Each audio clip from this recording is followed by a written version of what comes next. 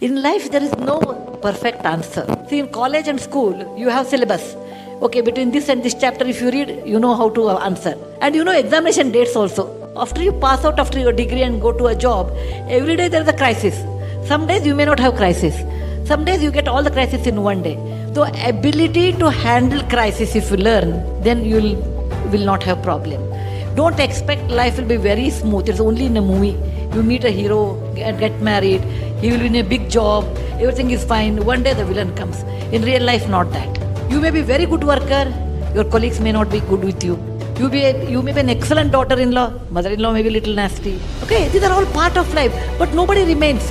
Please remember, every difficulty is a helium balloon. It is not I have told, it's on Dimple Kapadia told, I liked it. Every difficulty in life is a helium balloon, and sometimes it stays with you and then it goes up. She is not a graduate, but the kind of statement she made, I liked it a lot. So please remember, in real life, undefined problems will come. If you are intelligent, you don't have to have your own experience. Okay, I will fail and I will learn. No. I will see somebody has some difficulty, how they passed out, or how they failed. Learn from them, and if you incorporate, you are a very smart person. If that failure affects you and you learn from your own hard work, you are an average person. Even though you fail and if you don't learn, then you are really a dull person. These are the three classes in real life. Learn from others' mistake, learn from your own mistake, don't learn from your own mistake. So try to become number one, learn from others' mistake. And if not possible, learn from your own. Don't ever think of the third one. Okay, fine. Miss, as a writer, what writing advice would you like to give? As a writer, what advice? Writing Tips to give. tips. I think other day I told, one is to be a writer, you should read a lot. Actually, you should read a lot. You should every day make it a habit to read actually. Then about at least 50 pages a day. New book, not the same book, okay? Every day, actually I did like that when I was young girl of your age. Every day I used to write 25 lines of my own. Anything, my own.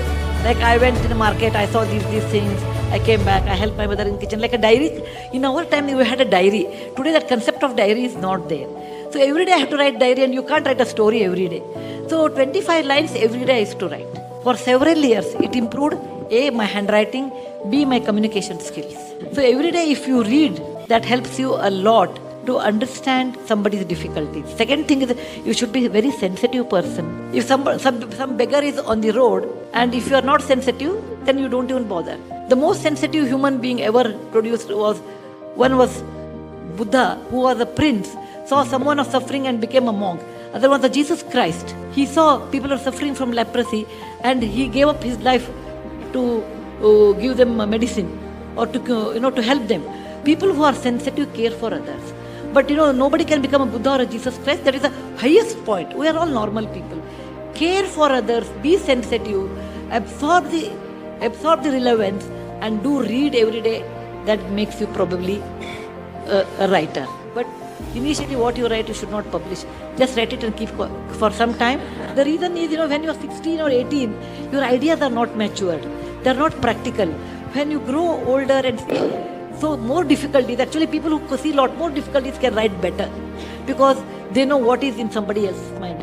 If you are always, you have always money, you are always successful, then you may not be able to understand people who are not successful, what is their mindset. So you have to undergo all these difficulties to write better. And that is the reason I spend about 5 days in a year just to understand what people feel. 5 days in a year, what I do, in a temple, I wash vessels. I don't do any other work except washing temple vessels, cooking vessels, etc., and cleaning the floor 5 days in a year, because it makes me to understand how a poor man lives on such job and what are their aspirations in life. Once in a year, I travel by local bus for 2 or 3 days. And I will never come to know. I'll be insulated from people, because the kind of facility I have, I'll be insulated from the real world. It should not happen. And once in a year, or maybe twice in a year, I go by second class without reservation.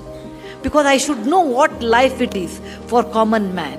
If you don't understand what is the life of a common man, you will never be able to understand their difficulties. It seems Henry Ford's granddaughter, you know that story, I suppose. Henry Ford's granddaughter was in a school, and the teacher told, write something about poverty. She did not know what to write because she was Henry Ford's granddaughter. She came back and wrote.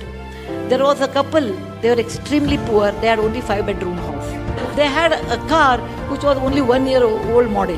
They had only one cook and one driver. In that poor condition, they continued for some time. There is nothing wrong in her because she has not seen what life is. So I would tell you, you must experience difficulties. You should mix with people, understand what they feel. And this is what life we lead is not a real life. Understanding someone's life is also equally important. That makes you a better writer.